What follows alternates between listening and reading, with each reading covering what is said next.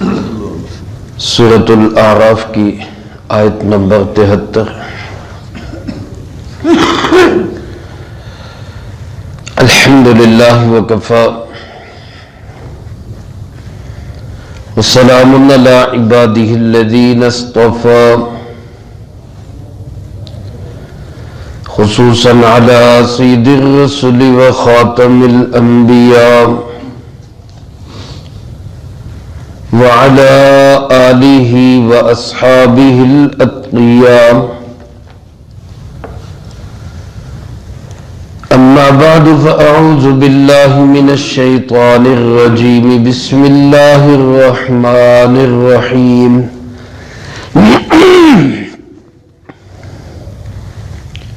وإلى ثمود أخاهم صالحا قال يا قوم اعبدوا الله ما لكم من إله غيره قد جاءتكم بينة من ربكم هذه ناقة الله لكم آية فذروها تأكل في أرض الله ولا تمسوها بسوء فيأخذكم عذاب أليم۔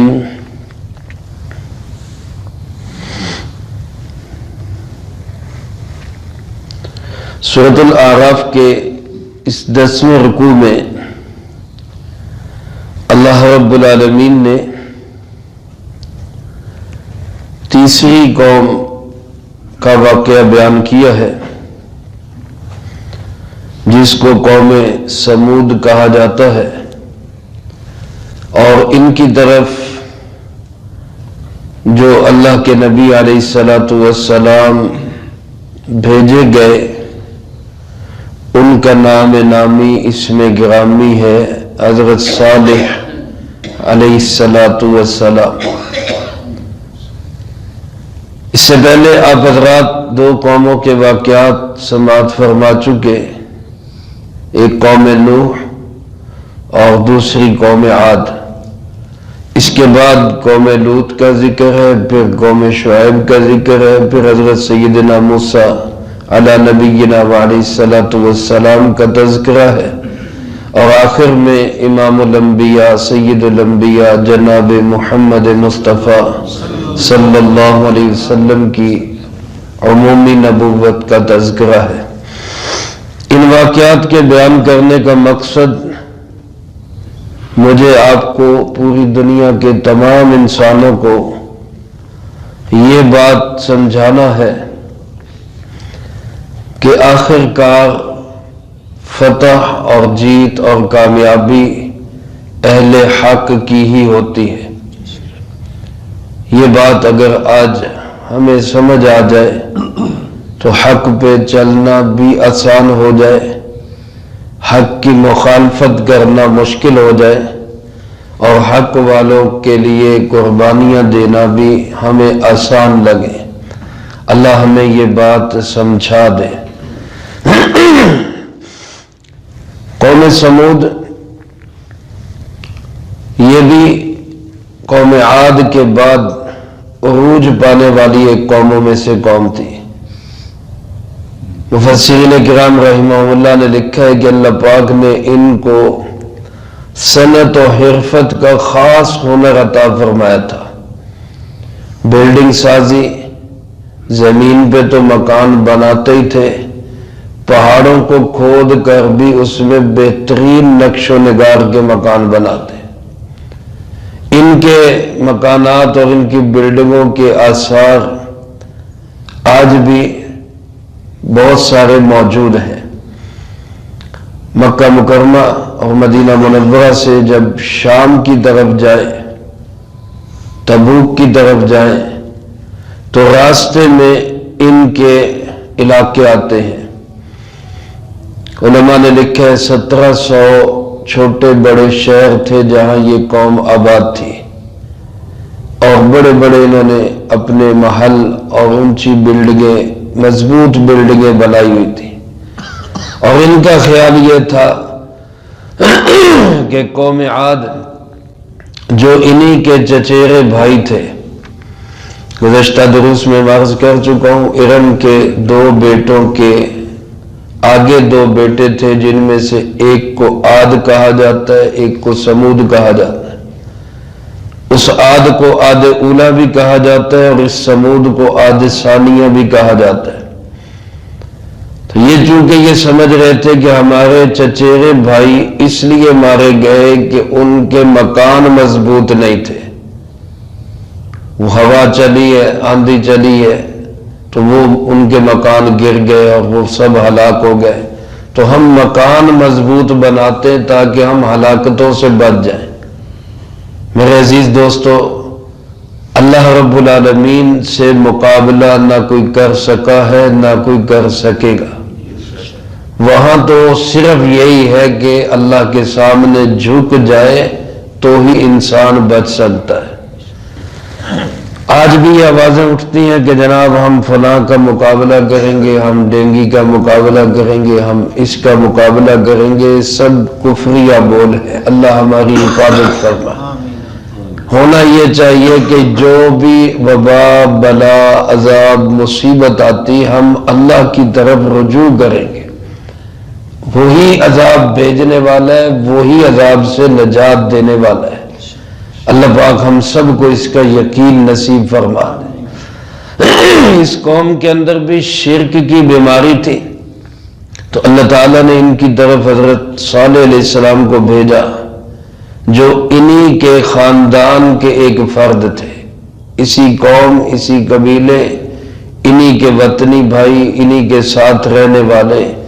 اس لیے فرمائے الی ثمود اخاہم، ہم نے سمود کی طرف ان کے بھائی صالح علیہ السلام کو بھیجا. یہ اخوت وطنی تھی، یہ اخوت قومی تھی، نسبی تھی، لسانی تھی، مذہبی اخوت نہیں تھی، کیونکہ اللہ کے نبی کا مذہب الگ تھا، ان لوگوں کا مذہب الگ تھا. بعض لوگوں سے اخوت ہوتی ہے مذہب کی بنیاد پر. وہ کسی بھی علاقے میں ہوں، ایک مذہب کے لوگ وہ آپس میں بھائی ہوتے ہیں. دنیا جہان کے مسلمان جہاں کہیں بھی ہوں، سب ہمارے بھائی ہیں. اللہ ہم سب کو ایک امت بننے کی توفیق نصیب فرمائے. لیکن میرے عزیز دوستو، بعض اخوتیں وطن، قوم، لسان کی بنیاد پر ہوتی ہیں. یہاں صالح علیہ السلام کو جو ان کا بھائی قرار دیا گیا، وہ مذہب کی وجہ سے نہیں بلکہ ان کے ایک قوم ہونے کی وجہ سے، کہ انہی کے قوم کا ایک فرد اللہ نے اس کے سر پہ نبوت کا تاج سجا کر ان کی ہدایت کے لیے ان کے پاس بھیجا. حضرت صالح علیہ السلام کی دعوت کے پہلے بول کیا ہے؟ وہی جو پیچھے آپ 2 حضرات کے سن چکے ہیں. قال یا قوم اعبدوا اللہ ما لکم من الہ غیرہ، اے میری قوم عبادت کرو صرف کس کی؟ اللہ کی، کیونکہ اس کے سوا تمہارا کوئی معبود نہیں. یہ ہمارے پاس حضرات تشریف لاتے ہیں تبلیغ کی نسبت سے، اللہ ان کو جزائے خیر دے. یہ جملے بول کیا سکھاتے ہیں؟ کہ اللہ سے سب کچھ ہونے کا یقین، اللہ کے حکم کے بغیر کسی سے کچھ نہ ہونے کا یقین، یہ ہمارے دلوں میں آ جائے. یہی بول تھے سارے انبیاء علیہ السلام کی دعوت کے، یہی خلاصہ ہے اس کا. تیسرا واقعہ آپ سن رہے ہیں، ایک لفظ کا، حرف کا بھی فرق نہیں. اعبدوا اللہ ما لکم من الہ غیرہ، اللہ ہی کی عبادت کرو، اس کے سوا تمہارا کوئی مشکل کشا نہیں، کوئی حاجت روا نہیں، کوئی بگڑی بنانے والا نہیں، کوئی مسئلے حل کرنے والا نہیں. عزتوں کا مالک، ذلتوں کا مالک، رفعتوں کا مالک، عروج و زوال کا مالک، کسی کو اسیر بنا دے، کسی کو وزیر بنا دے، سب اختیار کس کے پاس؟ صرف اللہ کے پاس. کوئی نہیں ہے اس کے سوا جو کچھ کر سکے، لہذا اس کے سامنے جھک جاؤ. اور دوسری بات یہ رکھی کہ قد جاءتکم بینۃ من ربکم، تمہارے پاس تو تمہارے رب کی طرف سے کھلی ہوئی دلیل بھی آ چکی ہے، کھلی ہوئی نشانی. اس کھلی دلیل اور نشانی سے مراد کیا ہے؟ ویسے تو اللہ کا نبی ہی علیہ الصلاۃ والسلام، اللہ کا نبی ہی کھلی نشانی ہوتا ہے۔ نبی کا اخلاق، نبی کا کردار، نبی علیہ الصلاۃ والسلام کے چہرے کی وجاہت، ان کا حسن و جمال، ان کا بول اور ان کی گفتگو، یہ سب اللہ کی طرف سے ایک کھلی نشانی ہوتا ہے۔ سمجھنے والوں کے لیے یہی کافی ہے۔ کتنے لوگ ہیں جنہوں نے ہمارے پیارے آقا جناب محمد کریم صلی اللہ علیہ وآلہ وسلم کا صرف مبارک چہرہ دیکھا اور چہرہ مبارک دیکھ کر ہی گواہی دی کہ اللہ کی قسم یہ کسی جھوٹے انسان کا چہرہ نہیں ہے۔ میرے محترم دوستو، اللہ کے نبی علیہ السلام ہی ایک کھلی نشانی ہوتے ہیں، لیکن اس قوم نے خود مطالبہ کیا تھا حضرت صالح علیہ السلام سے۔ علماء نے لکھا ہے جوانی سے صالح علیہ السلام نے تبلیغ شروع کی، بڑھاپا آ گیا، کئی صدیاں گزر گئی، آخر قوم کے لوگوں نے کہا بھئی جھگڑا ختم کریں، قصہ ختم کریں، آپ اگر چاہتے ہیں کہ ہم آپ کو مان لیں تو یہ سامنے پہاڑ ہے، پہاڑی کا نام بھی مفسرین کرام رحمہم اللہ نے لکھا ہے، کاتبہ نام تھا پہاڑی کا، کاتبہ۔ یہ پہاڑی سے آپ اونٹنی پیدا کر کے دکھائیں، اور اونٹنی بھی 10 ماہ کی حاملہ ہو۔ 10 ماہ کی حاملہ اونٹنی عرب کے ہاں بڑی محبوب سمجھی جاتی تھی، اس کی بڑی قدر ہوتی تھی۔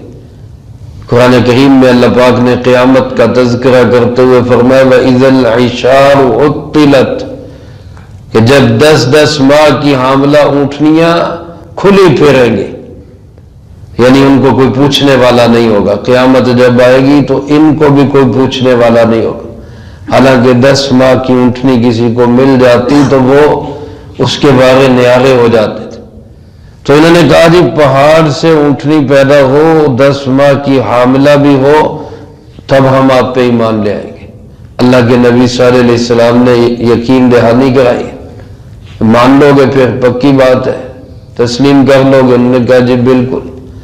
آپ نے وضو کیا، 2 رکعت نفل پڑھے، اللہ پاک سے دعا کی یا اللہ اونٹنی سے اونٹنی بھی تو ہی پیدا کرتا ہے، پہاڑ سے اونٹنی بھی تو ہی پیدا کر سکتا ہے، تیرے لیے کوئی مشکل نہیں، تو پہاڑ سے اونٹنی پیدا کرتا ہے۔ اللہ کی شان آن کی آن، پہاڑ پہ ایسے لرزہ طاری ہوا جیسے عورت پہ بچے کے جنم کے وقت میں ہوتا ہے، اور پہاڑ کھلا اور اس میں سے انہی کی شرائط کے مطابق 10 ماہ کی حاملہ اونٹنی پیدا ہو گئی، اور اس نے بھی پیدا ہوتے ہی آگے بچے کو جنم دیا۔ اس کو دیکھ کر کچھ لوگ تو ایمان لے آئے، کچھ لانا چاہتے تھے، لیکن ان کے سرداروں نے، ان کے وڈیروں نوابوں نے اور ان کے مذہبی رہنماؤں نے ان کو روک دیا۔ نہیں یہ جادو ہے، صرف یہ ہے وہ ہے، وہ پھر ایمان سے روک دیے گئے۔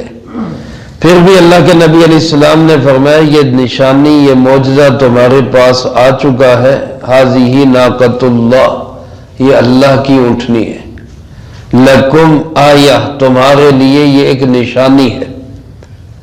اونٹنیاں تو ساری اللہ کی ہیں، پوری کائنات کا مالک حقیقی صرف کون ہے؟ اللہ، لیکن خاص طور پہ اس اونٹنی کو اس لیے ناقۃ اللہ کہا گیا کہ اللہ نے اس کو بغیر اونٹنی کے پہاڑ سے پیدا کیا تھا۔ جیسے بیت اللہ، اللہ کا گھر، سارے ہی گھر دنیا میں ہے، سب کس کے ہیں؟ اللہ کے ہی ہیں، لیکن بیت اللہ کو خاص بیت اللہ اس لیے کہا جاتا ہے، اللہ کی خاص تجلیات اس پہ سب سے زیادہ آتی ہیں۔ اور اسی طرح حضرت عیسیٰ علیہ السلام کو روح اللہ کہا جاتا ہے۔ سارے بندوں میں جو روحیں ہیں وہ کس کی طرف سے ہیں؟ اللہ کی طرف سے ہیں، لیکن خاص عیسیٰ علیہ السلام کو روح اللہ اس لیے کہا جاتا ہے کہ ان کو اللہ تعالیٰ نے بغیر باپ کے پیدا کیا۔ اسی طرح یہ اونٹنی، اس کو کہا گیا ناقۃ اللہ، اللہ کی اونٹنی ہے، یہ تمہارے لیے نشانی ہے۔ اب ایک کام کرو کہ فَذَرُوهَا، اس کو چھوڑ دو، اس سے چھیڑ چھاڑ نہ کرنا، علماء نے لکھا ہے وہ بڑی ڈیل ڈول والی اونٹنی تھی، ظاہر ہے پہاڑ سے پیدا ہوئی، پہاڑ کی بیٹی پہاڑ جیسی ہوگی۔ حضرت ابو موسیٰ اشعری رضی اللہ تعالیٰ عنہ صحابی رسول ہیں، وہ فرماتے میں ان کے علاقے میں گیا اور میں نے اس جگہ کی پیمائش کی جہاں وہ اونٹنی بیٹھا کرتی تھی، جہاں اونٹنی بیٹھا کرتی تھی اس جگہ کی میں نے پیمائش کی۔ یہ بات معالم العرفان میں تفسیر عزیزی کے حوالے سے حضرت صوفی عبدالحمید سواتی صاحب رحمۃ اللہ علیہ نے لکھی۔ حضرت ابو موسیٰ اشعری فرماتے ہیں کہ وہ جگہ 90 مربع فٹ تھی، 90 مربع فٹ۔ ہمارا یہ جو مسجد کا حال ہے یہ اس طرح 40 فٹ ہے، یعنی اس طرف 50 فٹ اور جائے اور ادھر 60 فٹ اور جائے، تو اتنی جگہ صرف اونٹنی کے بیٹھنے کی جگہ تھی۔ اندازہ کریں کہ وہ کس قدر ڈیل ڈول والی ہوگی۔ تو ظاہر ہے اس نے کھانا پینا بھی اسی حساب سے، پانی بھی اسی حساب سے پینا ہے، لیکن پھر وہ دودھ بھی اسی حساب سے لیتی تھی، کسی پہ پابندی نہیں تھی، جو مرضی اس کا دودھ لے لے۔ تو اللہ کے نبی علیہ السلام نے فرمایا کہ اب اس سے چھیڑ چھاڑ نہیں کرنی، تنگ نہیں کرنا، اس کو ستانا نہیں ہے۔ وہ اونٹنی جب پانی پینے کے لیے آتی تو جانور سارے ڈر کے بھاگ جاتے اور وہ سارا پانی پی جاتی۔ تو حضرت صالح علیہ السلام نے باری مقرر کر دی کہ ایک دن پانی یہ پیے گی، ایک دن باقی جانور پیئیں گے۔ جس دن یہ پیے گی کوئی اور جانور پینے نہ آئے، اور جس دن دوسرے جانور آئیں گے یہ نہیں آئے گی۔ ان الماء قسمۃ بینکم، پانی ان کے درمیان تقسیم ہوگا، ایک دن اس کی باری، ایک دن دوسرے جانور پیئیں گے۔ لیکن قوم کے لوگوں کو یہ برداشت نہ ہوئی، انہوں نے ایک قرآن کریم میں اللہ پاک نے بتلایا ہے، گنڈا گرد لوگوں کا گروہ تھا، انہوں نے مل کر اس اونٹنی کو قتل کر دیا۔ پہلے اس کی ٹانگیں کاٹی اور پھر اس کو گرا کے ختم کر دیا۔